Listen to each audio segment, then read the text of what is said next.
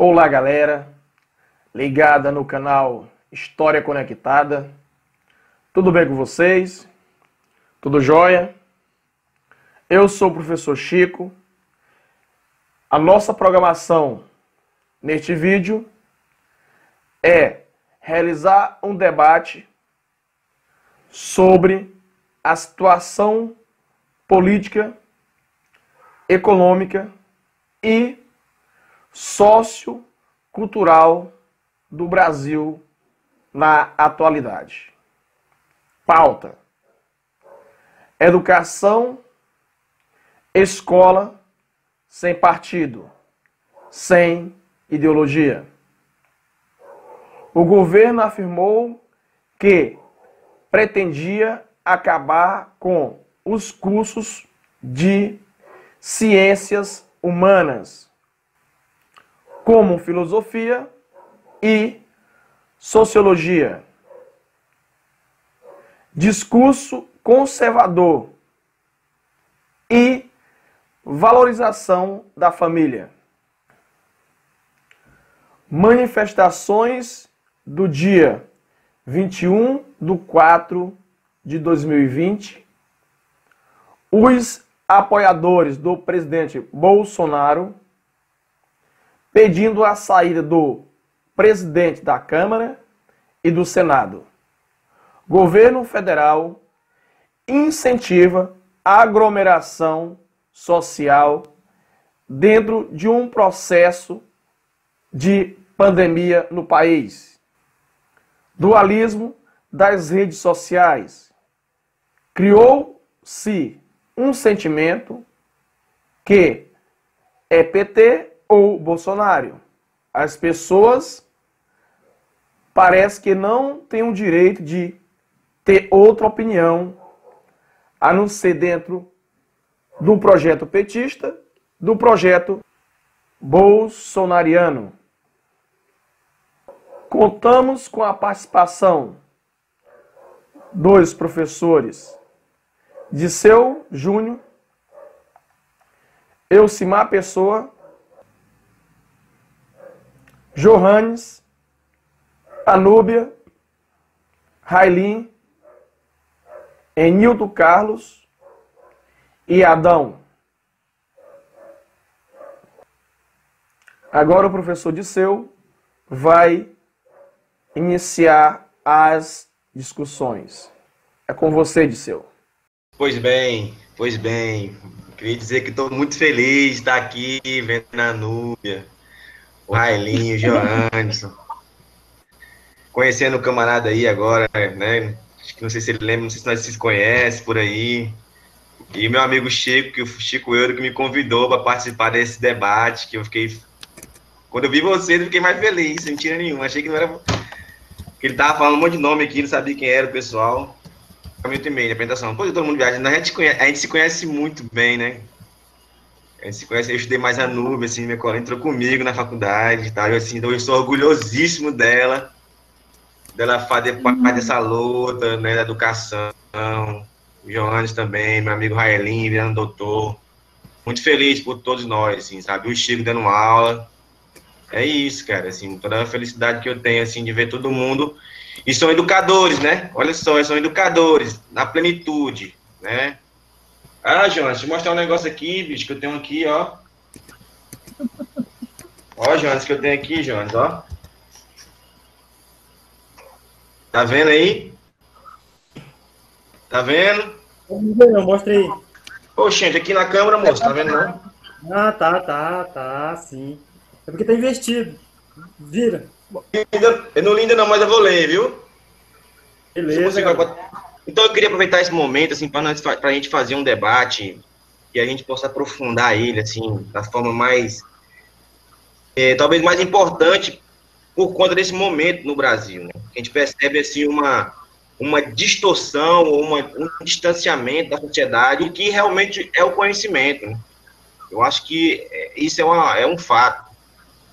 Porque primeiro a gente tem que combater eles, né, em relação ao que eles estão querendo difundir, que é uma ideia fascista, né, uma ideia genética dos seres humanos, né, que deduzem as pessoas a partir da cor da pele, né? É um movimento em marcha, né? Pelo menos eu acredito nisso, que é um movimento em massa, né? Um movimento que está caminhando como caminhou em vários lugares do mundo, né? E aí, nesse momento, a gente não pode, né, criar muita polarização, né? Porque é que nem como o discurso que está muito presente no debate, que é em relação a essa questão do diálogo com esse tipo de ideia, né? Não podemos ter diálogo com esse tipo de ideia. Não tem diálogo, né, gente? Eu acho que não há diálogo, porque a gente precisa ter limites, né? Limites. Então, assim, a escola sem partido, para mim, é um resultado de tudo isso que está acontecendo no Brasil, né? Porque a escola sem partido, ela está envolvida numa conceituação teórica, que é a questão da imparcialidade, né? Que é a questão da imparcialidade. E essa discussão da imparcialidade dentro do conhecimento de humanas, né, ele automaticamente se reflete na política, né? E a gente se reflete isso muito na política. Então, assim, essa nossa tentativa de educar, né, de educar num processo de destituição, de fragmentação total das referências, a meu ver, né? Ou seja, você não tem referência, você não quer se rotular, né? Você não está afim de dizer de que cor, né, é a sua teoria. Para dar uma resumida assim bem coloquial, né? Então a gente está se fugindo dessas ideias, né? Então, assim, eu queria eu já fiz essa discussão em outros lugares. Eu queria dizer o seguinte, ó: professores, eles não dão aula em cima de marxismo, nem em cima de weberianismo, nem em cima de teoria durkheimiana. O professor dá aula de marxismo, de weberianismo e de Durkheim, em todas as das ciências, né, das humanas. Ou dá aula na história cultural, né? Aí você vai tomando aí um caminho dessas escolas aí teóricas, que me parece que alguns conseguiram contribuir com alguma coisa, outros conseguiram deixar esse nosso raciocínio filosófico em relação às ciências humanas muito complicado, né? E essa ideia, eu estou falando nesse sentido para a gente entender que o nosso papel enquanto professor e educador em sala de aula, né, ele tem esses impactos no aluno, não é verdade, gente? Esses impactos no aluno. Então, os alunos, sim, sentem esse posicionamento nosso, né? E aí a gente se pergunta, até que ponto, em que limite a gente tem que acreditar que nós estamos nos comportando enquanto republicanos, tentando lidar com a massa de indivíduos que estão comandando favelas, né? Através do medo, extorquindo moradores na favela, e aí você tem aí um conjunto de... Então, assim, enquanto a gente, né, não consegue definir esse projeto de nação que pensa aí um nacional desenvolvimentismo, a gente não vai conseguir superar essa discussão da escola sem partido, né? Porque enquanto nós estamos aí preocupados em ser imparciais, a Europa está preocupada com o seu nacionalismo desenvolvimentista em vento e polpa. E isso envolve o que eles falam sobre o país deles, né? Isso envolve... já estourou 4 minutos. Tá, vou só finalizar. Isso envolve o que eles contam sobre a história do país deles. Isso envolve na constituição de um povo que se imbui de uma identidade, porque é aquela história, um povo que não valoriza a sua cultura e não reconhece a ciência, está fadado ao fracasso. É isso. Beleza. Agora, com a palavra, professor Elcimar Pessoa. Oi, Chico, tá ouvindo aí? Beleza. Chegou bem agora? Agora foi. Tá tranquilo aí? Tranquilo. Então boa noite a todos vocês. Eu sou o professor Elcimar Pessoa. Eu sou formado em teologia, sou formado em pedagogia, sou pós-graduado em orientação educacional e metodologia do ensino superior. E sou acadêmico de Direito aí no 5º período.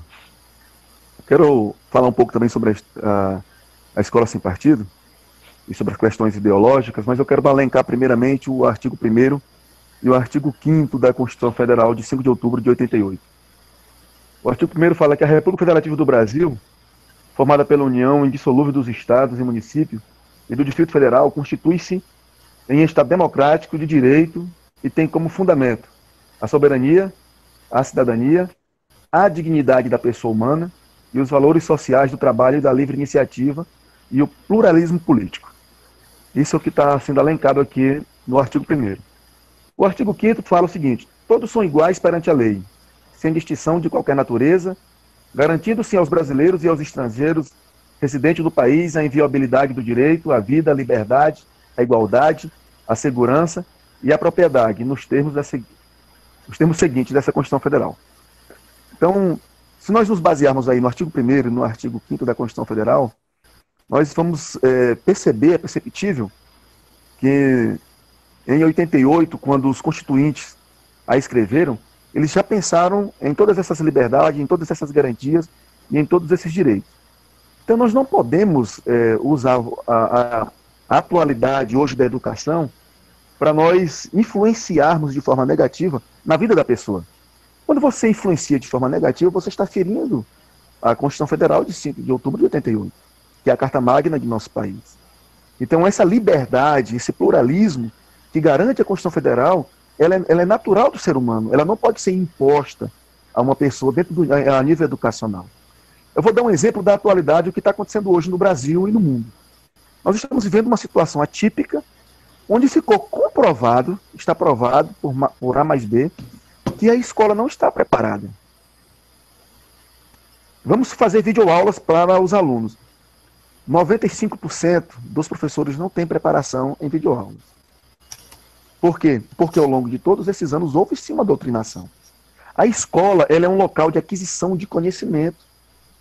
Nós estamos na escola para aprender matemática, português, geografia, ciências, história, sociologia, filosofia, dentre outros conteúdos. Nós não estamos na escola hoje para nós doutrinarmos nossos filhos, nossos alunos, principalmente com atos pervertidos, imorais e indecentes, que inferem a Constituição Federal.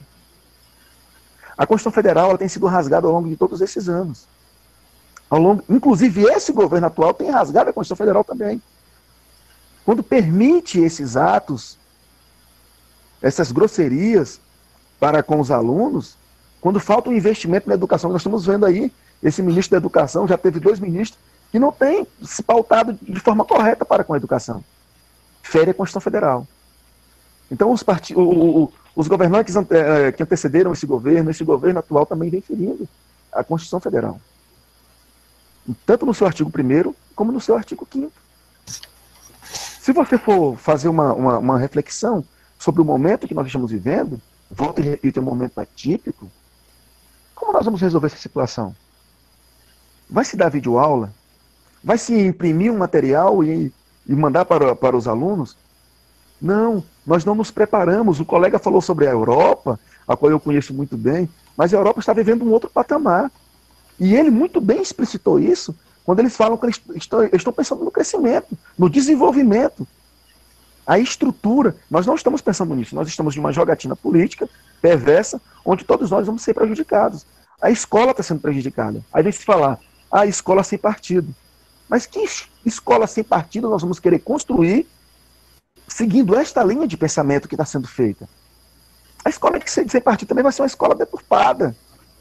Então nós temos que melhorar a qualidade do nosso ensino, nós temos que se embasar no que realmente nós queremos, qual é a projeção que nós vamos querer ter para a educação ao longo de 2 décadas, 3 décadas, porque isso é a longo prazo, isso não é a curto prazo, para nós melhorarmos o nível educacional do nosso país.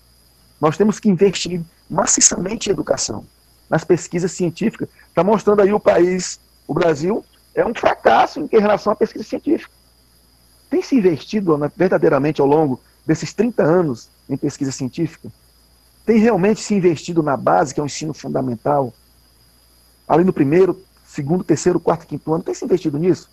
É onde realmente nasce a alfabetização? Não tem se investido nisso. Muito seguro, Então, há professor. uma politicagem muito grande, há um pluralismo de ideias muito grande, há uma gama, uma diversidade de ideias muito grande, onde, na verdade, nunca se atingiu o patamar que deveria se atingir, porque nunca foi tratado com verdade. A esquerda prega uma situação, o centro prega uma situação e a direita prega outra situação. Será que nós temos coisas boas na esquerda? Temos. Por que nós não pegamos o que é bom na esquerda e fazemos a aplicabilidade disso na educação? Por que nós não pegamos o que é bom do centro, o que é bom da direita e fazemos isso também? Estourou o tempo, professor. Então, infelizmente o tempo é muito curto, né? Mas eu agradeço a participação. Eu só queria que vocês fizessem uma reflexão sobre esses dois artigos. O artigo 1º e o artigo 5º da Constituição Federal. E se nós estamos trabalhando ele ao longo de todos esses 30 anos. Muito obrigado, viu? Ok. Mas tem a outra rodada, professor. Bom, pessoal, agora, seguindo aí, eu passo a fala para o professor Johannes, né? Em seguida a professora Núbia, Railin, depois o Enilton. Beleza? Tá comigo, Chico? Como é que tá o som aí? Beleza? Ok. Ok. Para mim tá bom. Então, primeiro cumprimentar todos os participantes, né? Chico Eudo, a Núbia. O Adão já está presente? Disseu, meu amigo Disseu. O Enilton, nós estivemos junto ontem. Professor Railin, doutorando. Grande pessoa. Também o professor Pessoa, né? Cumprimentar todo mundo. Chico, o Disseu estava aí com um livro. Foi uma tese minha ainda na graduação de História, que aí com a colaboração do professor Luciano, da UFT, nós conseguimos produzir poucos, são raros esses livros aí. Vai ficar, quem tem um vai ser uma obra, que vai ser rara, não vai ser muita não. Foi só, acho que 50 exemplares, não foi mais do que isso, mas é raro. Foi um trabalho, foi uma dedicação, né, que é difícil você escrever sobre a história antiga. Mas é muito interessante também, ao mesmo tempo. Foi bom, foi uma experiência. E mais grato ainda porque ela virou um livro. E para mim isso aí foi importante demais. Com a colaboração lá do professor Luciano. Foi muito interessante. Foi uma experiência nova. Em relação, até para falar um pouco geral sobre a educação escola sem partido, esse movimento já tem um tempo, né, desde 2016, que eles estão tentando fazer uma alteração na LDB, principalmente no artigo 3º. E tem uma PL, a PL, se eu não me engano, ela é a 7180. Eu acho que é isso, eu não tenho certeza. E o que eles propõem? Primeiramente, eles querem que os valores familiares passam a ter precedência sobre a educação escolar. Como se os dois não tivessem de caminhar junto, né?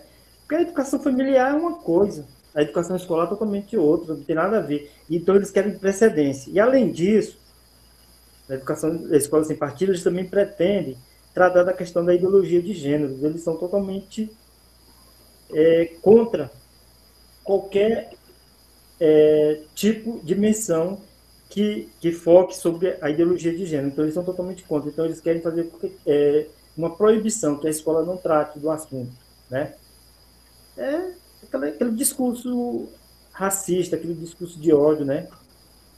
Além disso, eles pretendem também, né, com essa ideia de educação de escola sem partido, eles pretendem também fazer uma coisa que é impossível, que eu acho que é impossível. Não existe um ensino neutro, na neutralidade.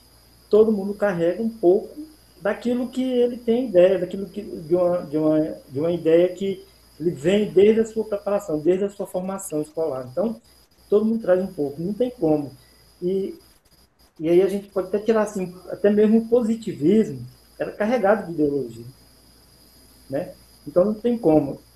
Todos os professores que trabalham na rede pública ou privada, eles não têm como ser neutros. Eles têm que trabalhar em cima daquilo que ele acha ideal. Então é impossível. Isso aí é uma coisa que eles não vão conseguir.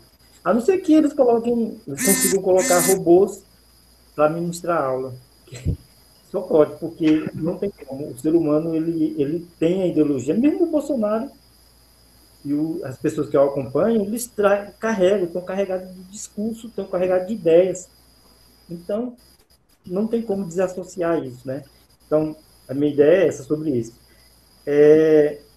Em relação aos cursos de humanas, eu já vejo assim, é um reflexo, porque eles não conseguiram a aprovação da escola sem partido, então já no governo Bolsonaro eles partiram para tentar diminuir ou acabar praticamente nas escolas públicas o ensino de humanas.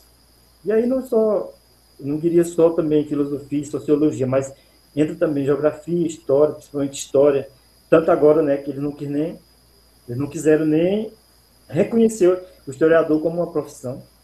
Isso aí já fica bem marcado que eles pretendem fazer com o ensino de história. Então, a ideia deles é o quê? Dizer que o ensino de humanas é relativamente barato, que pode ser aplicado pelas escolas, pelas faculdades particulares. E o ensino público... Professor, venceu seu tempo. Principalmente... Venceu o tempo. Venceu? Pode concluir.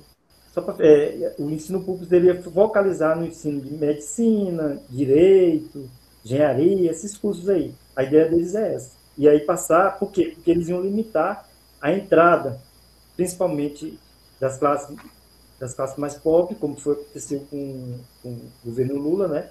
Que entrou na faculdade, foi formando e criou um grupo. As universidades federais, elas têm domínio, uma ampla maioria de professores, pelo menos até antes do Bolsonaro entrar, de professores críticos, né? Mas também professores progressistas. Essa é a ideia, tá? Beleza, professor. Agora vou passar a palavra para a professora Anúbia, né? Professora Anúbia. Aí você pode pegar um desse tema aí, professor, e destrinchar para nós aí. Você tem praticamente 5 minutos e meio aí, né? Para se apresentar e fazer o debate, a discussão aí. O tempo consumiu aí, pessoal. Boa noite, eu sou a professora Anúbia. Aí a maioria já convivi, né? O Railinho, o Disseu, estudamos juntos, o João, meu colega de trabalho, e o Chico, que estão interagindo através desses contatos aí de vídeo, de live, de vez em quando. Eu sou graduada em História e sou especialista em Culturas e Histórias dos Povos Indígenas. E aí eu sou grata por ter sido convidada, é a minha primeira experiência, né, no debate, e sou a única mulher aí no grupo, né? Então, eu vejo a escola sem partido nada mais é do que uma lei da mordaça, né? Então, eles colocam essa situação de querer dizer que há uma educação partidária, né, ideologia esquerdista, mas, na verdade, é uma lei da mordaça e que ela tenta reprimir a questão da liberdade de expressão e a capacidade crítica, né, que, felizmente, é competência das áreas de humanas trabalhar isso aí com os alunos, e por isso nós somos tão mal vistos e atacados. E quem pensa como oposição dentro desse governo, principalmente, é visto como esquerdista e comunista, definido assim, por uma grande maioria que não sabe nem o significado desses termos, né? Do que é ser esquerdista, do que é ser comunista, eles não sabem nem o significado do que é ser oposição, né? E, além do mais, seria uma medida que fere a própria Constituição, que o colega leu aí 2 artigos, né? E aí, vejo aqui que também colocou a questão da cultura, né? É um governo que a gente está assistindo aí, que faz altos ataques à produção artística, à produção cultural, né, brasileira. Em sociedades avançadas, não tem esse, desculpa pelo termo avançado, mas em sociedades em um nível de desenvolvimento e de civilização,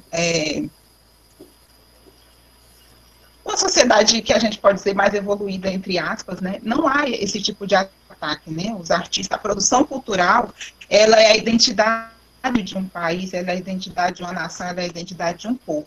E aí a gente vê os frequentes ataques, né, à questão da cultura, né, do país.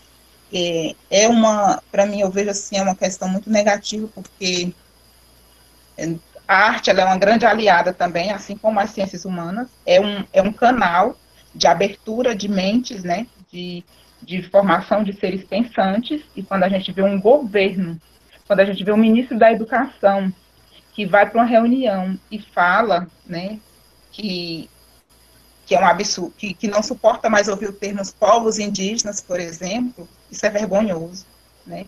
Isso é uma catástrofe, é uma calamidade.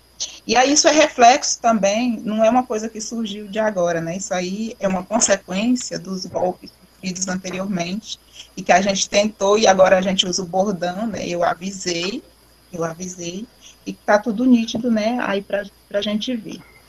E vai sempre haver essa questão, né, do ataque às ciências humanas, até porque eu já até citei, né? São as disciplinas que elas, por o menor que seja a carga horária, é onde você tenta buscar a criticidade do aluno. Nós não estamos lá só para beabá, né? B com EB, né? Não está só para somar 1 mais 1, né? A gente está lá para ver por que é assim, né?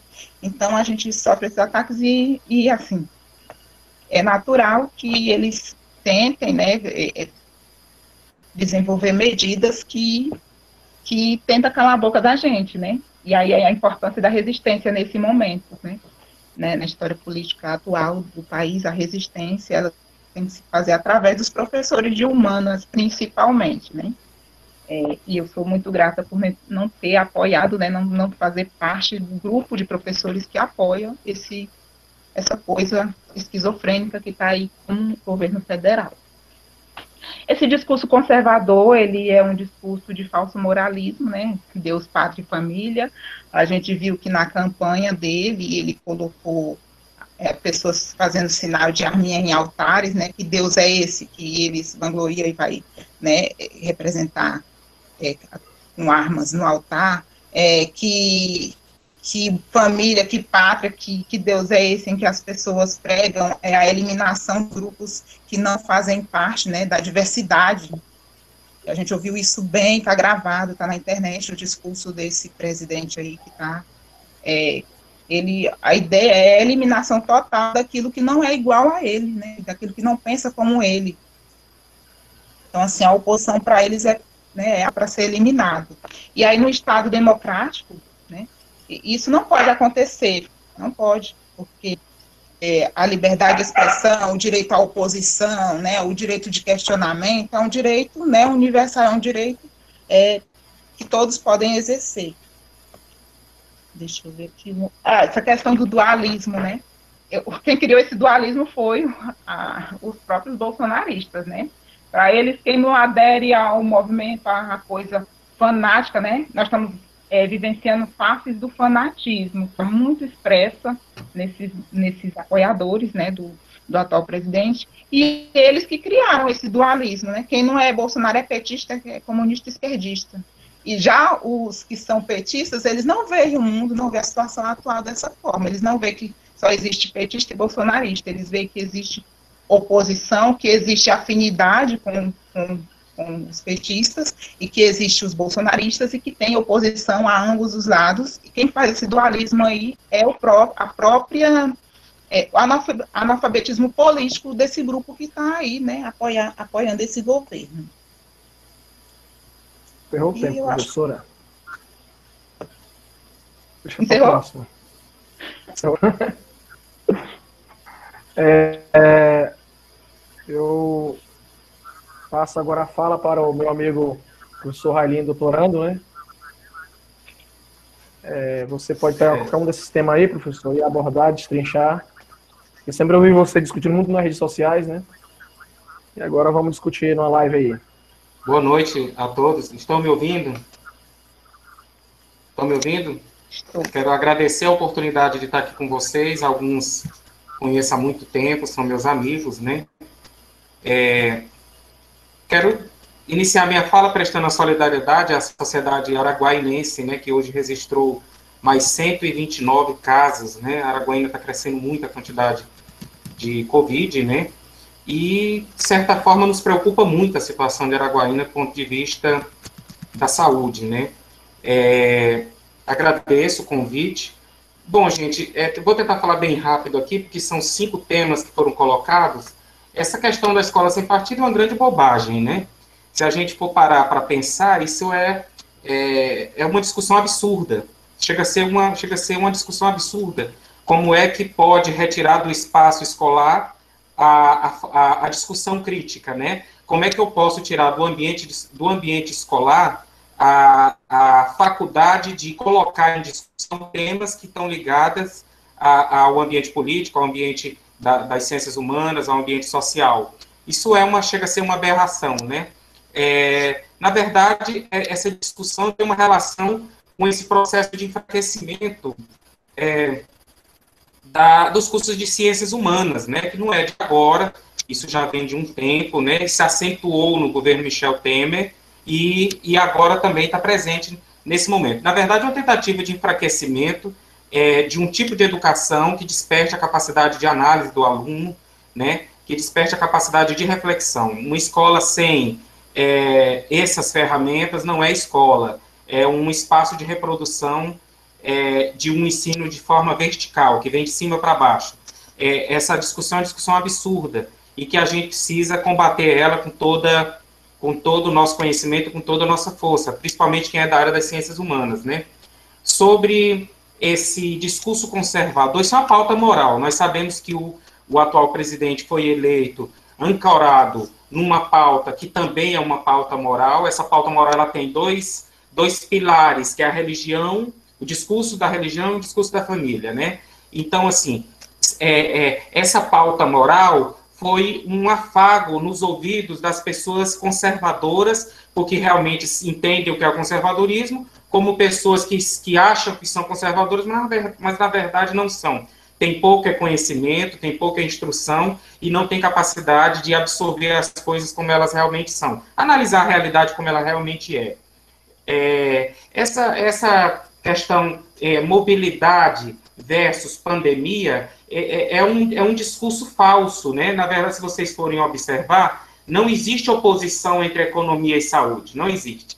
Sem saúde, sem as vidas preservadas, não tem como haver economia em funcionamento. Então, o governo, na verdade, muito preocupado com a questão econômica, ele impôs esse debate, mobilidade, que é economia também, versus pandemia. De forma que, na verdade, ele quer salvar a economia. Ele está preocupado com salvar a economia, porque ele entende que se ele salvar a economia, ele consegue a reeleição. Na verdade, o que está aí por trás é um projeto de reeleição do atual presidente, e para que ele seja reeleito, ele precisa reerguer a economia. Muito errado ele está, porque sem a preservação das vidas, não há economia que resista. Primeiro preserva-se as vidas, para que depois a gente consiga reconstruir a economia do país. Ou pelo menos deveria ser assim a estratégia do governo. Sobre esse dualismo, petismo versus bolsonaristas, né? Ele realmente existe, mas ele não existe para nós que pensamos. Todos nós que estamos aqui nesse debate, nós temos um certo nível de leitura e nós sabemos que, para nós, essa dualidade não existe. O Brasil não se resume à esquerda e Bolsonaro, não se resume. Nosso país está muito além disso. Quem é que enxerga por esse prisma? Ou quem realmente tem uma formação intelectual muito deficiente, ou fez uma opção realmente por acreditar naquilo que não existe. Não existe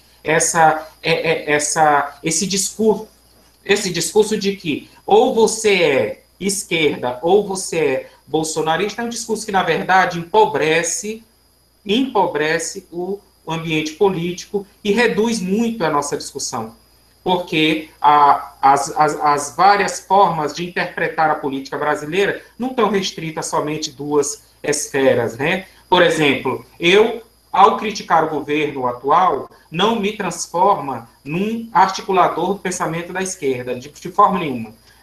Assim como se eu defender os governos passados, sobretudo o governo da esquerda, o último governo do Partido dos Trabalhadores, que trouxe enormes avanços sociais para o país. Teve muitos problemas, mas trouxe enormes avanços. E isso também não me transforma num professor petista. Isso é uma grande bobagem. Mas que muitas pessoas acreditam que realmente funciona dessa forma, o que é muito triste, né? Agora, como nós estamos aqui num debate e nós temos capacidade de leitura, nós sabemos que as coisas estão muito além disso. Eu quero encerrar a minha minha exposição chamando atenção para duas coisas. Primeiro, todo mundo acusa esse governo de ser fascista. Não tem nada de fascismo. Não existe fascismo no governo do Bolsonaro. Fascismo, para quem leu o Eric Hobsbawm, talvez o maior historiador do século XX, a gente vai saber que o fascismo ele tem 5 características. O fascismo ele é imperialista, antiburguês, nacionalista, antiliberal e autoritário. Desses 5 elementos que o Hobsbawm coloca, o único elemento que tem identificação direta com o governo atual do Bolsonaro é o discurso autoritário. Então, o governo Bolsonaro era um governo liberal, ele é um governo liberal, um governo que acredita nas privatizações, ele é um governo que ele diz que é nacionalista, patriótico, né? Mas, na verdade, ele não é, porque ele cultua a bandeira americana, o governo americano, e acha os valores americanos um exemplo, né, a ser seguido. Então, não tem nada de nacionalismo. Então, a única coisa que identifica o governo Bolsonaro com o fascismo é uma característica chamada de autoritarismo. Aí eu concordo que no autoritarismo se assemelha muito. Só para fechar minha reflexão, essa ideia de escola sem partido também é um termo equivocado. Não é que é escola sem partido. O que se prega é a escola sem doutrinação. E esse discurso de que professor doutrina é outra bobagem. O professor não doutrina, não existe isso. Achar que o professor doutrina diminuir muito a capacidade de entendimento dos nossos alunos. O aluno pensa. E se o aluno pensa, é bobagem acreditar que a gente é doutrinador. É uma grande bobagem. Isso é um discurso para inglês ver. A minha primeira reflexão é nesse sentido. Muito obrigado. Beleza, professor. Agora eu vou passar a fala para o professor Nilton, professor de matemática da Escola Estadual Modelo, né? Meu amigo também de muitos tempos já aí. Alguns não conhecem, mas nós temos quase 10 anos de trabalho junto aí na Escola Modelo. Professor, com você, professor. Em seguida, o professor Adão. Ok. Boa noite, nobres colegas. É um prazer imenso estar nessa roda de conversa com pessoas de mentes tão brilhantes. Falo isso com propriedade, porque eu conheço alguns, já trabalhei com alguns, outro trabalho, e outro a gente conhece de nome, porque eu já tenho ouvido falar, e por sinal, muito bem. Bem, eu não vou abordar um tema específico, que eu mais tenho alguns questionamentos para vocês da área de humana. Pelo que parece, eu sou o único fora de área, né? Na verdade, estou fora da caixinha. Tá dentro, meu amigo, tá aqui dentro. Tá. Nos meus aninhos de vida, um pouco mais de meio século, eu acredito que nunca a gente vivenciou tanta crise juntas, né? Coisas acontecendo ao mesmo tempo. E se pode dizer que a pandemia é a maior delas, que ela por si só já desencadeou tantas outras. Na educação, na economia, questão política, ou desencadeou, ou então escancarou essas crises que já estavam acontecendo e estavam escondidas. Tá? Temos também, ao mesmo tempo, outras crises acontecendo no país. Tá? A questão da polarização política, da dualidade política, tá? Bolsonarista e PT. Temos outras crises também, o ataque às instituições, né, de poderes do país, principalmente ao judiciário, né? Estão querendo colocar em descrédito, fake news e até ameaças de morte. O que eu vou fazer é mais um questionamento para vocês. Na próxima rodada, se alguém puder tirar essa dúvida minha, tá? Hoje, na atualidade, com tanto dualismo que dizem que tem, com tanta polarização entre esquerda e Bolsonaro e bolsonarista, é possível a gente enxergar uma terceira via, alguém que poderia ser uma válvula de escape para o eleitor da próxima eleição? Alguém que a gente poderia recorrer, que em vez de falar de esquerda e Bolsonaro, um nome que poderia ser essa válvula de escape. Vocês conseguem visualizar alguém no atual panorama político do país? Essa é a primeira pergunta. Tá? A outra. Na verdade, outra não é uma pergunta. Relacionando sobre a questão da escola sem partido. Tá? Esse é o nome, porque é o nome que foi surgido. Acredito, tá, que é apenas uma forma que a situação política tem de amordaçar todos aqueles que pensam de forma diferentes, né? Quem é formador de opinião é professor, né? Professor verdadeiro formador de opinião. Então, escola sem partido, mesmo que se queira implantar, tá? Não tem como acontecer. Ok. Só era isso, Francisco.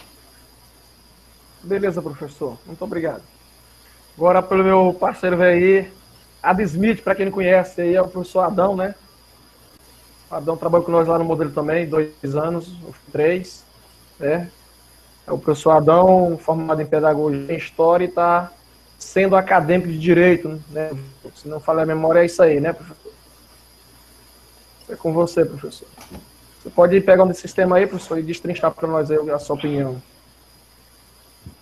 Ok. Tá me ouvindo tranquilo? Tranquilo, Adão.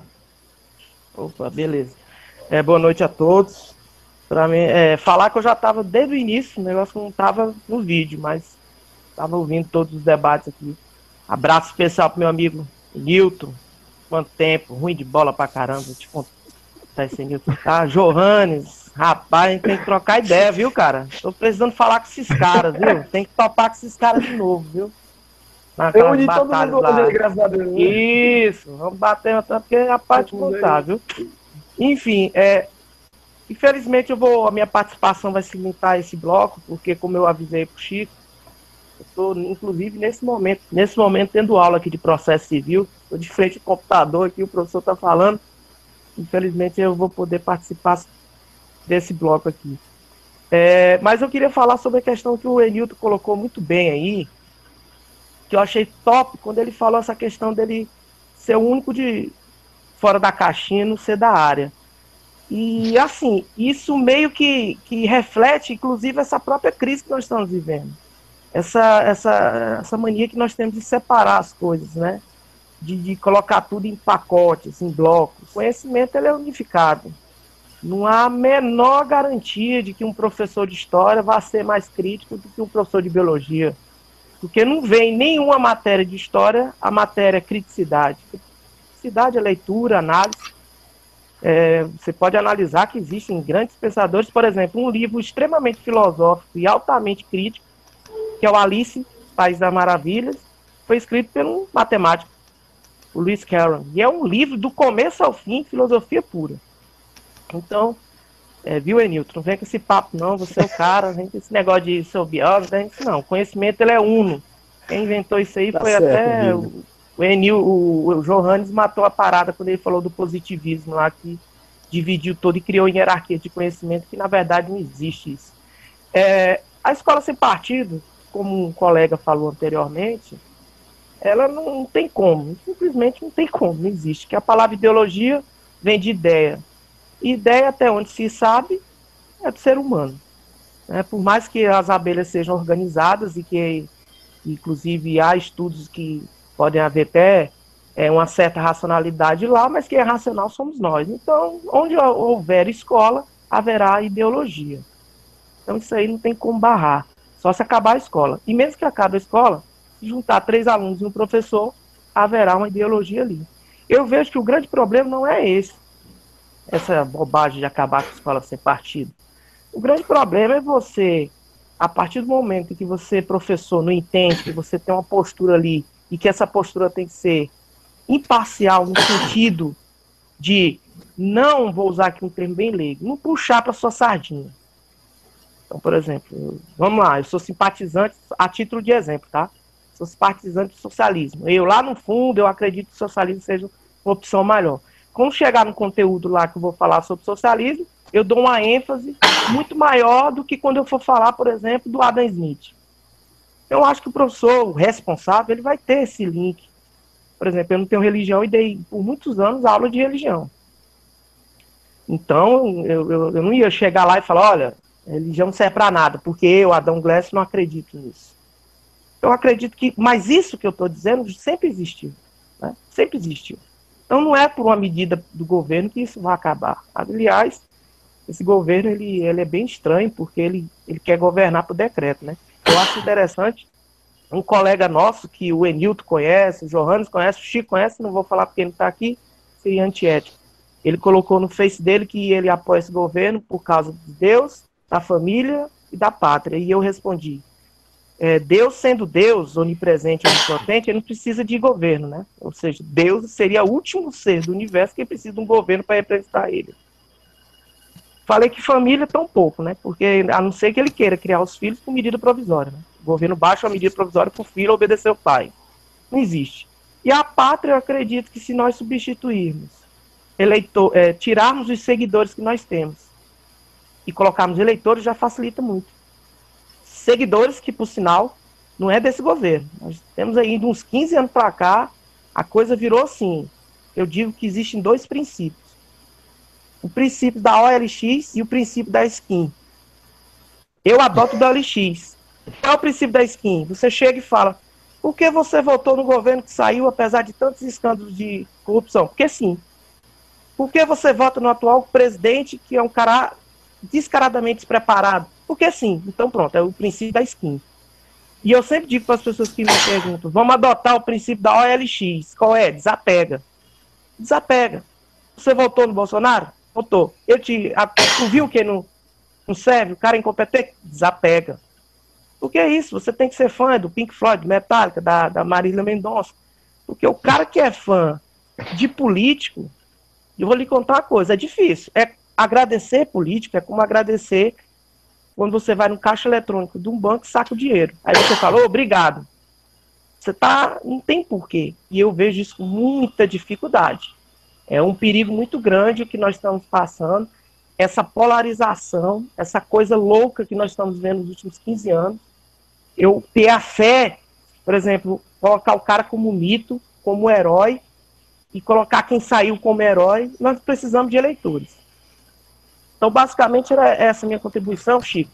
Volto a dizer, infelizmente, eu não posso participar das demais rodadas, mas já me prontifiquei junto, né, contigo aí, para quando tiver esses eventos, participar. Eu acho que não podemos nos calar, isso é muito importante.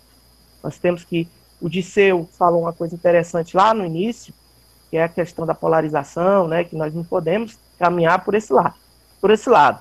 E o professor que antecedeu o Enilton, ele falou uma coisa interessante, nós somos maior que esquerda e direita. Eu tenho uma frase muito interessante quando alguém me pergunta sobre isso. Esquerda e direita, para mim, serve para trânsito.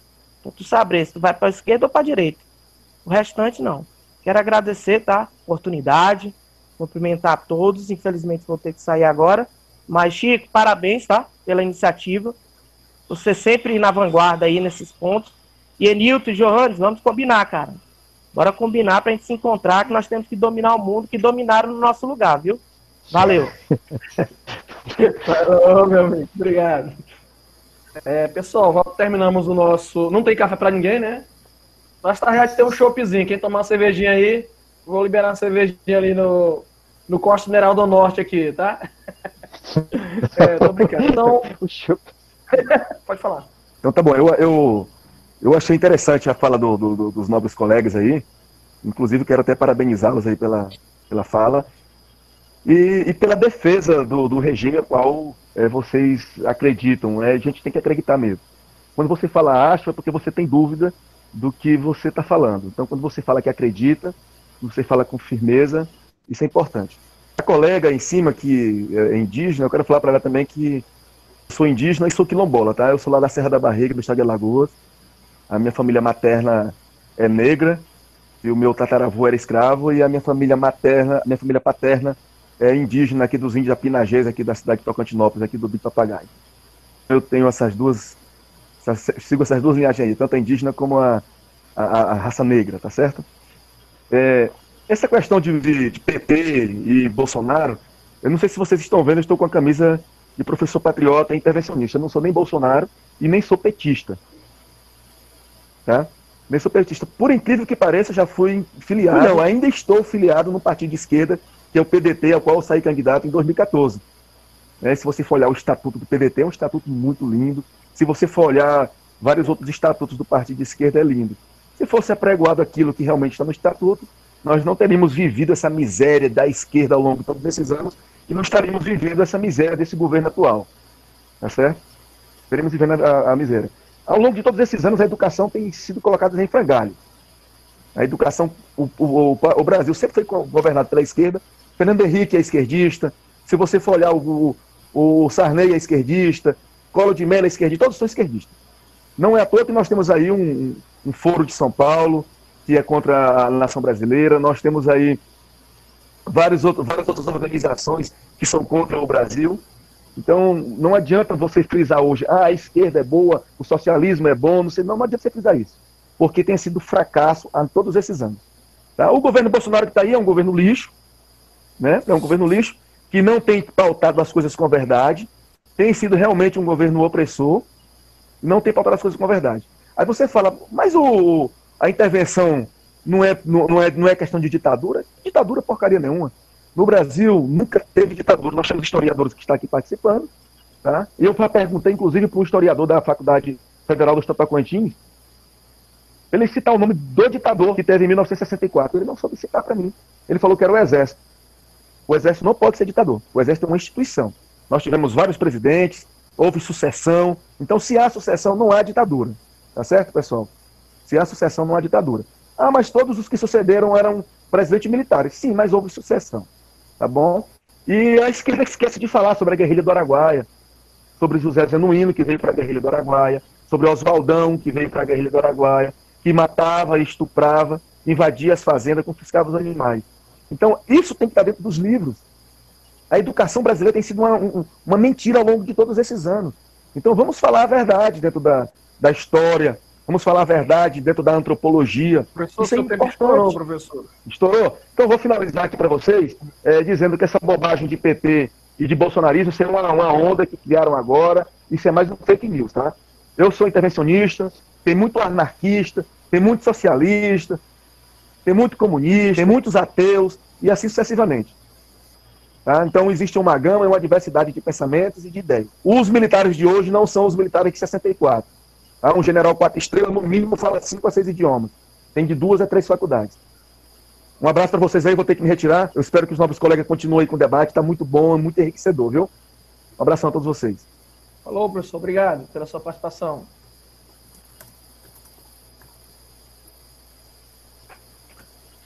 Eu fiquei ansioso em falar. Eu fiquei ansioso em falar depois de uma fala dessa. Muito ansioso. É extremamente decepcionante, né, a gente escutar uma fala dessa, vindo de um professor, né, de uma pessoa que extremamente decepcionante, porque o que a ditadura militar representou para o Brasil em termos de desenvolvimento econômico, não precisamos falar nem das torturas, né, dos vários tipos de torturas e atrocidades que foram cometidas pelas pessoas que faziam oposição ao regime militar no Brasil. Então, assim, infelizmente, é muito triste a gente escutar isso, né, porque existem famílias, né, famílias inteiras que estavam... que sofrem até hoje com desaparecimento de corpos que até hoje não foram encontrados. Né? A Comissão da Verdade, né, revelou atrocidades, né, através de depoimentos de mulheres, absurdos, né? Sem falar que não existe covardia, é uma covardia pior do que aquela que você agride uma pessoa algemada, amarrada, uma pessoa totalmente vulnerável a você. Esse é o pior tipo de covardia, né? A agressão a uma pessoa amarrada, isso se chama tortura. E nós jamais devemos naturalizar esse tipo de discurso, nunca. Né? Eu queria dizer ao professor, né, estamos gravando esse vídeo, que todas as deduções sobre a ditadura militar é fruto de pesquisadores sérios, que são marxistas, que são sociais-democratas, que caminham em todas as vertentes da história. Não existe só uma história contada por alguém. Então, assim, o que foi escrito pela história do Brasil hoje foi feito por historiadores de responsabilidade, que passam 20 anos da sua vida pesquisando. Né? Não existe esse subjetivismo, né? Desse discurso que vem dessas pessoas aí que estão a favor de intervenção, né? Ou seja, é uma polarização da apologia à ignorância ao conhecimento, né? É simplesmente isso. O indivíduo vem com a ideia que é o meu discurso contra o seu. Não existe a consideração nenhuma sobre a base científica, sobre a pesquisa, né? Então, eu vou só concluir. Então, você falar sobre uma questão dessa, dessa forma, é muito triste. E eu queria só reforçar, dar uma reformulada numa fala minha, né, que aí o Railin comentou, que é o fascismo, né, no Brasil. Existe uma discussão interessante no Brasil sobre essa discussão do Bolsonaro, né, o surgimento desse tipo de pensamento. Se é a Casa Grande ou se é o fascismo, né, que está tomando de conta. Então, alguns intelectuais mais nacionalistas acreditam que é a Casa Grande que está... E outros mais... Né, é assim, uma disputa de doutrinas, né? Acredita que seria o fascismo. E realmente o Harry está correto, não é o fascismo, está no Brasil, né? E como eu falei na minha fala, é uma escalada, né? Ou seja, uma escalada que a gente tem que estar muito atento, mas muito atento, né? São características, realmente, Harry, está correto, são características minúcias, né, que nós, enquanto historiadores, percebemos, e uma delas realmente é o autoritarismo, né? Acho que é o autoritarismo, uma delas, as principais delas é o autoritarismo. E era isso. E aí, outra coisa que eu queria dizer também, assim, rapidinho sobre as disciplinas de filosofia, as disciplinas que foram, né, de alguma forma, subjetivar, né, a escolha, né? Ou seja, fica a critério dos estados do sistema de ensino municipais a decidirem se querem ofertar a filosofia ou não. É meio que uma ideia, não tem, né? Tem, mas não tem, né? É mais ou menos nesse sentido. Tem, mas não tem. Então, e a outra coisa é a BNCC, né? A BNCC, ela mostra claramente esse projeto de exclusão das ciências humanas do ensino fundamental e médio. Por exemplo, a BNCC, ela é baseada numa perspectiva que conta as habilidades do aluno. Por isso que o aluno chega lá no final do ensino fundamental, que é a proposta da reforma do ensino fundamental do médio, e escolhe a disciplina que ele vai fazer. Ou seja, ele vai escolher só, se ele é da área da informática, ele vai escolher só de matemática, né, biologia, vai escolher as ciências exatas, né? Então, essa tentativa... Então, essa percepção conceitual de que as habilidades, né, são predominantes na elaboração da BNCC, né? E a hora que a gente, como educador, tem que ter muita atenção. Quando você fala em habilidade, você fala em meritocracia, em genética, né? O cara é bom disso, ele faz isso, né? É um discurso que a gente tem que tomar muito cuidado, acredito eu. Mas era isso, gente. Pra gente... Obrigado aí, novamente. Eu passo alguma pergunta, alguma colocação para o professor Johannes? Então, assim, eu vou dar uma abreviada. Eu não falei sobre a questão do discurso conservador da valorização da família. Isso aí, vamos resumir o seguinte, Bolsonaro resumiu isso, que ele defende simplesmente a família dele.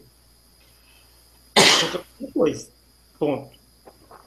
Outra coisa, a questão da manifestação do dia 21. Essa manifestação é um pouco do reflexo que os apoiadores tinham na fé que Bolsonaro ia fazer um autogolpe logo que ele entrasse, derrubar as instituições. Como isso não vem acontecendo, ele vem só ameaçando, eles estão ali achando que está demorando, eles estão correndo atrás, estão querendo saber quando que vai acontecer. Porque foi para isso que eles elegeram ele. Um apoio, né, de parte da sociedade que foi afetada pelo discurso de ódio contra o PT. O que eu vejo mais é isso. Contra o governo do PT, que eu acho que é um discurso de ódio, porque é o seguinte, ideias têm que ser discutidas, debatidas, não encerradas, como eles querem fazer com a ideia do Partido dos Trabalhadores, como eles querem fazer com o comunismo, o Partido Comunista, principalmente, né? Então, o que eu vejo é o seguinte, que a gente tem que focar em duas situações. Nós temos os progressistas e temos os conservadores. Partido Conservador e Partido Progressista.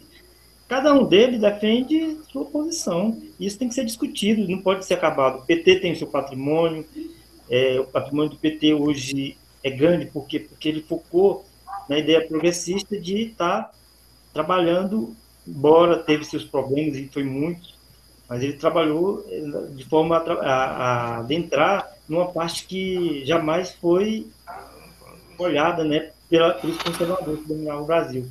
Isso que o Disseu falou, né, a questão da Casa Grande, eles nunca aceitaram. Eles nunca aceitaram o fim da escravidão, eles nunca aceitaram certos privilégios que eles tiveram, né, desde o período em que o Brasil era colônia.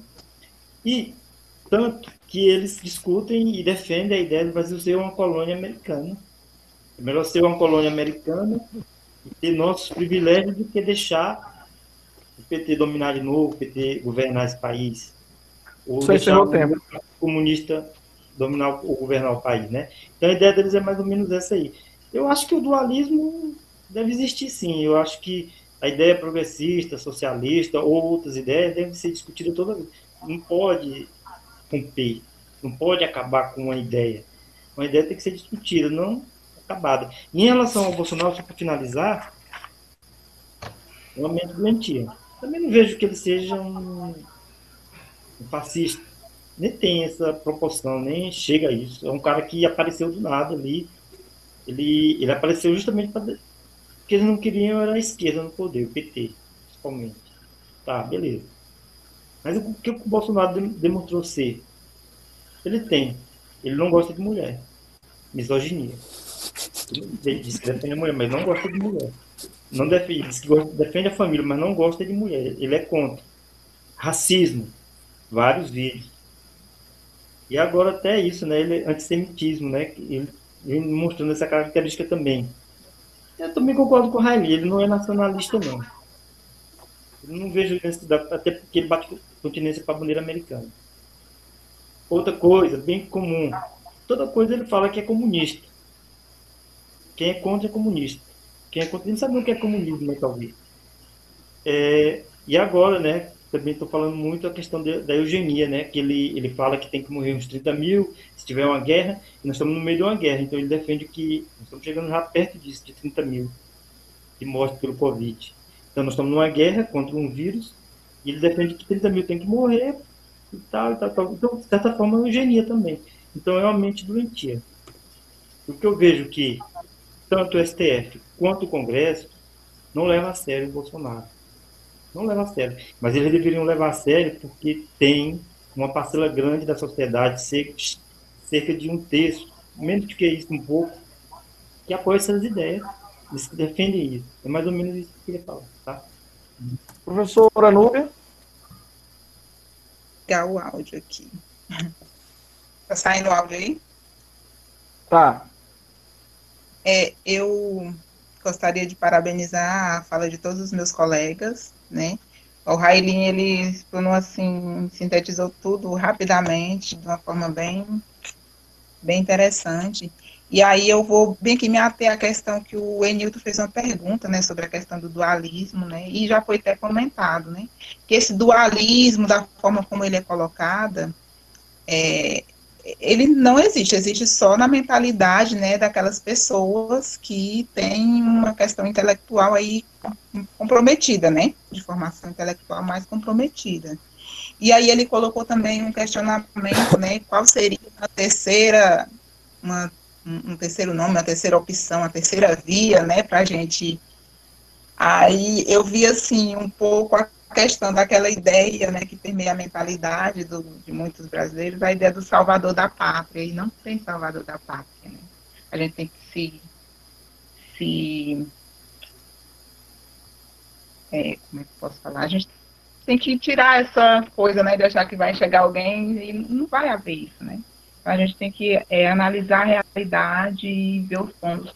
Nas últimas eleições presidenciais tinham nomes excelentes, para quem estava aí vestido de antipetismo, né?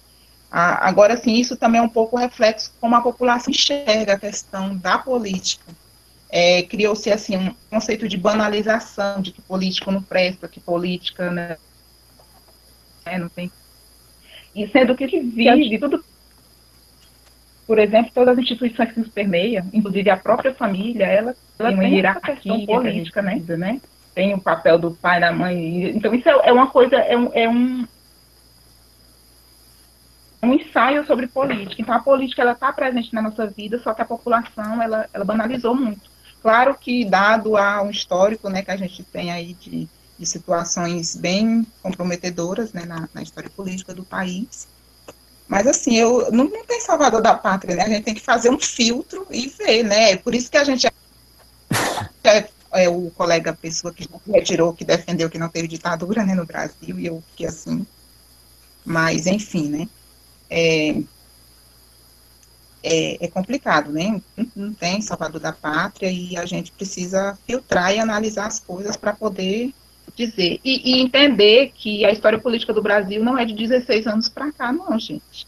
Precisa entender como é que a República foi implantada no Brasil, né? A questão, a história do autoritarismo, né?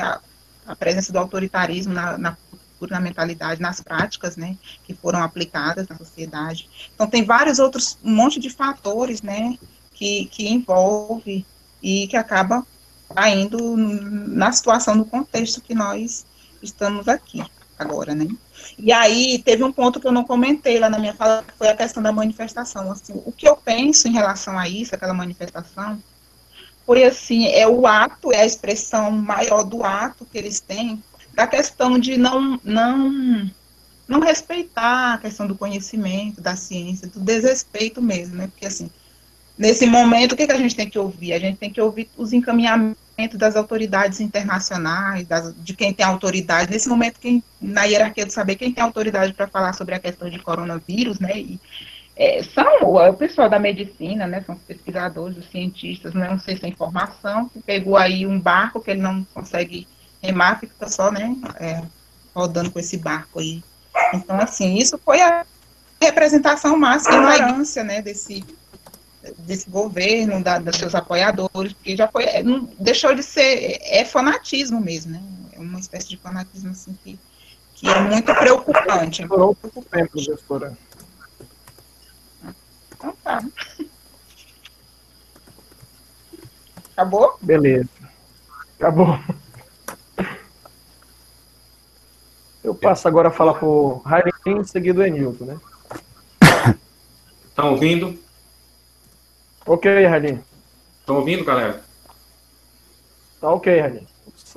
Pegando aí a Anúbia começou a responder o questionamento levantado pelo Enilton, e eu quero reforçar, tínhamos sim, Enilton, uma terceira via, tinha quarta, tinha quinta, tinha sexta, tínhamos grandes nomes, e a sociedade optou pela uma espécie de radicalização política, né? Depositou nos ombros de um homem, né, em nome de uma rejeição a um partido, elegeu aquele que eles consideraram um salvador, né? E aí a gente está colhendo, a cada dia que passa, esse show de horrores, né? Mas tínhamos grandes nomes, tínhamos 3, 4 bons nomes. Viu, Enilton? Tinha terceira, tinha quarta, tinha quinta, venceu o lado radical da sociedade brasileira, infelizmente. Você levantou também, Enilton, além da terceira via, essa coisa da escola sem partido. Eu quero retomar essa discussão rapidamente, porque eu me recordo, quem leu Paulo Freire sabe que a educação só é educação porque ela transforma. Ela leva autonomia, ela transforma, ela muda, e para ela mudar, ela precisa de alguns mecanismos. Um desses mecanismos é a formação intelectual. Não existe formação intelectual sem ideia. Então, esse discurso de escola, quando eu digo que é uma grande bobagem, porque eu acredito que é uma discussão tão absurda, a gente é arrastado para essa discussão, é uma discussão tão absurda que a gente tem que estar ficando, ainda perder tempo falando sobre uma coisa dessa, como se fosse equivocado incentivar o aluno a pensar, a conseguir independência intelectual, refletir para construir a sua trajetória de vida, a sua história de vida. Eu quero fazer uma pequena observação. Do ponto de vista ético, é feio falar de quem não está presente, né? Mas eu não vou citar o nome dele, mas eu quero apenas levantar 3 pontos aqui. que me deixam profundamente horrorizado. Primeiro, o discurso de imparcialidade. Não existe imparcialidade. Em nenhum aspecto da vida humana existe imparcialidade. A filosofia nos ensina isso. Isso é uma grande bobagem. Não existe isso. Não existe imparcialidade. Nem na história, nem na filosofia, e nem em canto nenhum. É um discurso, né, sem sentido. Quando ele colocou que Sarney, Collor, FHC foram governos de esquerda, ele escancara para nós que não entende nada de política. Ele não entende nada do que é política, do que é o espectro político, o que isso representa a partir da Revolução Francesa do século XVIII, né? Quando ele coloca também que a ditadura no Brasil não existiu, qual foi o ditador de 1964? Então, assim, quando ele coloca que não existiu ditadura, ele nega a história, né? Quem nega a história, nega o passado da nação. Então, quem nega o passado da nação não merece crédito, de forma nenhuma. Então, assim, negar a história é negar o passado, né? Negar o passado como instrumento de compreensão do tempo presente, das coisas do presente. Não se nega a história. A pessoa que nega a história é aquilo que alguns intelectuais colocam como pós-verdade, né? Aquilo que está depois da verdade. Então, nós sabemos que o regime cobriu 20 e poucos anos da nossa história, foram 5 presidentes ditatoriais que apenas se revezaram no poder, era uma eleição fraudulenta, só para inglês ver, para disfarçar que havia uma certa democracia ali naquele recorte a partir de 1964, mas a ditadura, ela existiu e ela foi absurdamente castigadora da sociedade brasileira. Quem nega isso, nega, eu acho até que nega a própria vida, né? Fechando a minha fala, eu quero dizer que não é que nós temos que buscar culpados, mas a gente precisa refletir como que chegamos até aqui. E nós chegamos até aqui basicamente por conta de 3 coisas. Os erros dos governos passados, os erros dos governos do PT, a Operação Lava Jato, que trouxe, politizou as investigações em torno do esquema de corrupção que havia, e também o papel da mídia, sobretudo da TV Globo, né? Então nós temos os erros da esquerda, a Operação Lava Jato e a mídia. Junto com isso tudo, foi coroado por um esquema fraudulento de notícias falsas e que elegeu esse atual governo. Então eu acho assim, tem uma saída, existe uma saída para o Brasil. E essa saída, ela começa pelo quê? Ela começa pela autocrítica. Nós temos que fazer autocrítica das nossas condutas, dos nossos comportamentos. Só para concluir, a esquerda precisa fazer a sua autocrítica.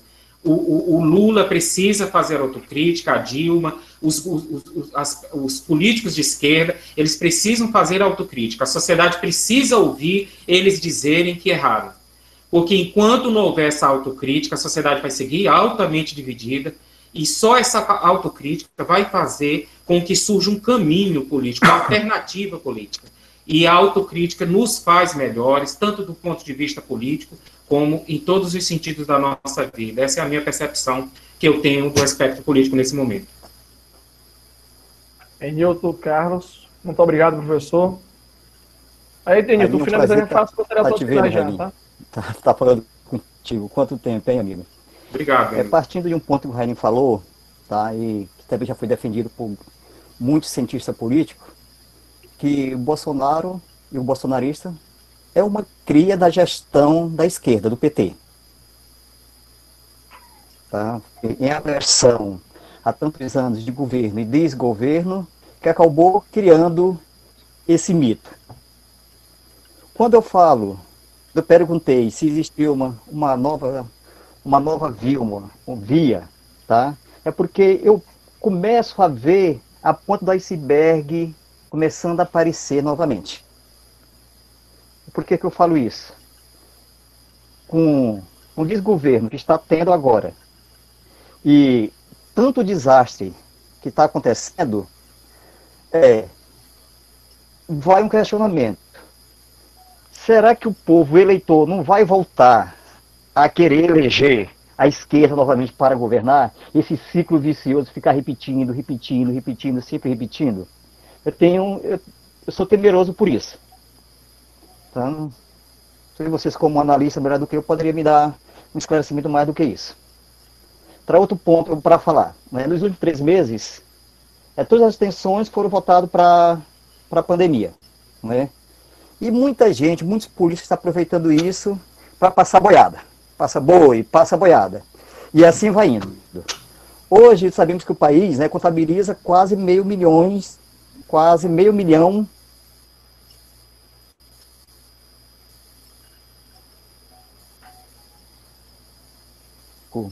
para tentar sanar, achar a solução mais viável para sair dessa crise com o menor desastre possível. O que a gente percebe hoje é que estão aproveitando essa crise de pandemia para maximizar suas disputas políticas, né?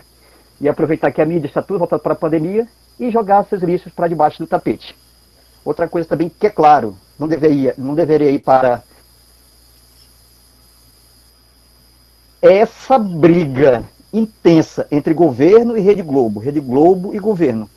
A preocupação hoje do país está mais baseada nisso aí do que em resolver a crise da pandemia. Foi um prazer muito imenso estar com vocês, tá? De rever alguns velhos amigos, os colegas, a Núbia, que a gente está de vez em quando se encontrando por aqui, né, Núbia? O Ralinho, a gente trabalhando junto, caboclo de uma mente privilegiada. Sou teu fã, Ralinho. E o professor Francisco, colega de aula, está sempre aí um passo à frente, né, nessas mídias digitais. Muito bem. O Disseu pode fazer as considerações finais, Disseu, que você não fez. Com a pontuação aí, já finalizar a fala. Tá bom, então. Então vou aproveitar aí meu tempo aqui que eu falei muito, fiquei um pouco envolvido no assunto da ditadura militar e acabei falando um pouco aí sobre, né, essa questão do nacionalismo do Bolsonaro, né, que é um nacionalismo, eu lembro o Railin falando do Hobsbawm, e a gente falava muito do Hobsbawm na sala de aula quando a gente discutia nacionalismo também, né, aí o Hobsbawm colocava 3 tipos de nacionalismo: nacionalismo da formação dos estados nacionais no final do século XIX, o nacionalismo que deu origem, o nacionalismo xenofóbico, né, que deu origem ao fascismo, né, na formação da Alemanha, dos países da Europa, e o nacionalismo econômico, né. Eu acredito muito nisso, nessa discussão conceitual, porque é ela que explica, né, a utilização dos conceitos, né. Então, realmente, esse nacionalismo do Bolsonaro é uma farsa, né? Porque não tem projeto de desenvolvimento econômico nenhum para desenvolvimento do Brasil, né? Outra coisa também, a questão da ideologia, né, gente? A gente fala de ideologia em relação ao ensino, à pesquisa, como se ideologia não fosse um conceito, como se a gente tivesse que tirar o conceito de ideologia e jogar para outro canto e não falar sobre ele, né? É um negócio interessante. Então, a ideologia é um conceito mesmo, não tem jeito, tem que discutir ideologia. E o melhor para você se tornar uma pessoa capaz de fazer uma avaliação é conhecer todas, né? Conhecer todas as ideologias. Você conhecendo a ideologia, né? E o papel do professor é explicar essas ideologias, todas elas. Justamente para que você consiga se tornar essa pessoa que se diz controlada politicamente, né? Aquela pessoa que tem uma capacidade de avaliar, né, os caminhos aí da política brasileira, né? Então eu tenho essa preocupação, né, com essa questão conceitual, teórica, que foi muito central no nosso debate hoje, né? Essa nossa discussão, porque ela ficou assim bem no centro desse debate, porque ela atinge tanto esse momento da participação desses conservadores no Brasil, né? Que negam a ideologia, ao mesmo tempo são mais ideológicos, né? É que nem a pessoa que prega imparcialidade na história, né? Ele diz que você é ideológico e ele não é. Ele não é. O desejo dele de não ter imparcialidade na história não é ideologia, é incrível, né? Assim, eu não sei qual que é. Mas enfim, gente, eu queria agradecer. Esse é o tempo de céu. Eu queria agradecer tanto vocês, assim, pelo momento, foi maravilhoso, né?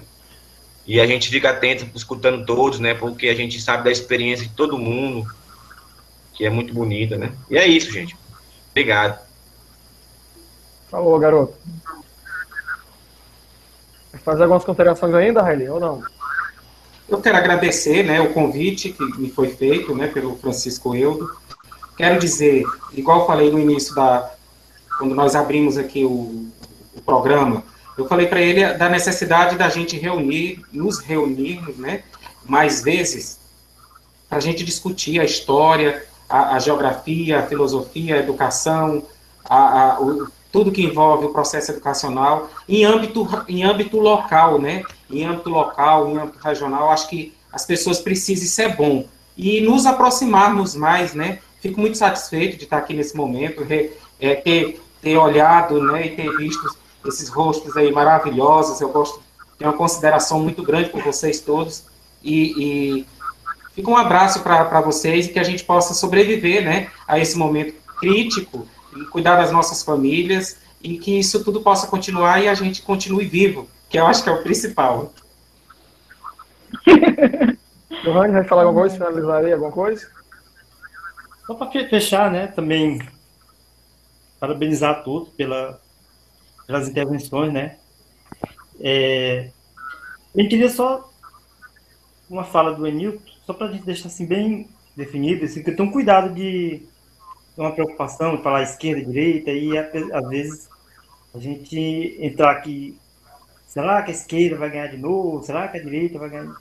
Vamos deixar umas coisas bem claras assim, né? Só para definir. Eu prefiro falar, quando eu falo esquerda, eu prefiro falar de progressista, porque está mais alinhada às ideias sociais, ao povo, enxerga um pouco mais ao povo, né? E quando eu falo direita ou conservador, está muito mais ligada à questão liberal, liberais. E aí eu coloco, mas eu vejo, o Nico falou, né? Aí eu vejo a Globo e o Bolsonaro, aquela briga com o governo e a Globo e tal. São são duas vias de direita. São conservadores. A Globo veio desde a ditadura militar que eles vêm apoiando a direita. E ela pariu o bolsonarismo, né, Johannes? Ela pariu o bolsonarismo. Exatamente. E sem contar o seguinte, o Bolsonaro não foi um produto que surgiu a partir da negação do PT, não. O Bolsonaro está ali vivendo 28 anos no Centrão, aonde o Centrão é a zona de contaminação. Tanto a direita quanto a esquerda, ou progressistas ou conservadores, vão beliscar o bebê daquela fonte, né?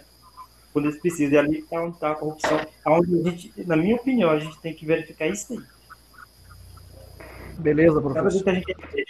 Seu Francisco, posso fazer uma pergunta? Não, era um motivo de preocupação maior. A minha preocupação maior é aquilo ali. Eu não chamo de terceira via porque eles são oportunistas. Eles são muito oportunistas. Eles não têm ideia, eles não querem poder, até porque aonde eles estão confortáveis. Então, parabéns a todos pelas intervenções, tá? E muito obrigado e até a próxima. Posso fazer uma pergunta para vocês? Tá? Que surgiu essa dúvida. Quando eu falo. Tá. Não finaliza, a mulher finaliza a nossa live aqui. É o seguinte, a gente vê esses grupos de essas manifestações, né, cada vez mais exacerbadas, né, cada vez mais com ameaças à democracia.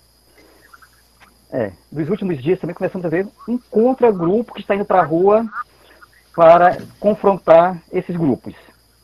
A pergunta é, no atual panorama que o Brasil se encontra, é possível, não falo nem de uma guerra civil, mas grupos armados se encontrarem? Quem responde aí? Olha, eu vou tomar. Vocês entenderam minha pergunta? O primeiro mandamento, eu não sei se o nome é mandamento, a primeira regra para um historiador é não fazer previsões. Nós, historiadores, nós não trabalhamos com o futuro. A nossa dimensão, a gente se debruça sobre o passado para lançar um olhar sobre o presente. Mas o receio que eu tenho, Enilton, tentando responder sua colocação, seu questionamento, o receio que eu tenho é que se a pandemia demorar muito a passar, a situação econômica se agravar de tal forma que os setores mais fragilizados da sociedade, que é a maioria mais necessitada, mais pobre da sociedade, que essas pessoas entrem em desespero, e esse desespero leve a uma espécie de conturbação social. Aí eu acho que uma disputa política teria uma consequência muito pior, porque aí nós poderíamos assistir uma conflagração social de pessoas que não suportam mais a fome, não suportam mais ver suas famílias passando necessidade, e esse agravamento do quadro econômico pode sim trazer uma disputa que nasce no espectro político e vem para o campo do social. Eu acho que existe esse risco, espero que a gente não chegue até nele. Beleza. Núbia? Raílinho, pergunta para você. E o governo poderia se beneficiar dessa crise que pode se estender? Eu não acho. Eu acho que ele se beneficia. Eu acho que, respondendo a sua questão, eu acho que ele se beneficia sim. Por quê? Porque todos os sinais que o presidente tem dado até o momento são sinais de tomar proveito da instabilidade. Até quando não existe instabilidade, ele cria para ele poder sobreviver. Tem um escritor, Enilton, carioca, chamado Sérgio Abranches, e ele colocou outro dia uma coisa interessante. Ele disse o seguinte, que Bolsonaro ele precisa criar crises para manter a sua militância mobilizada. Eu acho que isso explica exatamente o que você está perguntando. É no caos, é na instabilidade que ele consegue manter, fidelizar o apoio que ele tem desses 30% de brasileiros que optaram pela radicalidade política. Beleza. Obrigado. Núbia? Finalizar com a mulher aí, né? Fechar bem, né? Fechar bem. Eu tenho a linha, questionamento. O Enilton nem precisa falar mais. Eu gostaria de agradecer ao Francisco. E o Francisco, como é que mexe, ele passa na tutorial pelos áudios, né? Muito obrigada por participar desse momento. Para mim é importante, né? Tem feras aqui, né? O Railinho, o Dicir, né? O Enilton, que é contato virtual, mas assim, é gratificante participar e que o Railinho fez a provocação, né? Que tenha mais e que a gente consiga trazer isso para as discussões da esfera local, né? Que está faltando. E aí você traz esse ineditismo aí, Francisco, e sempre que possível, convidar para participar, a gente está dentro.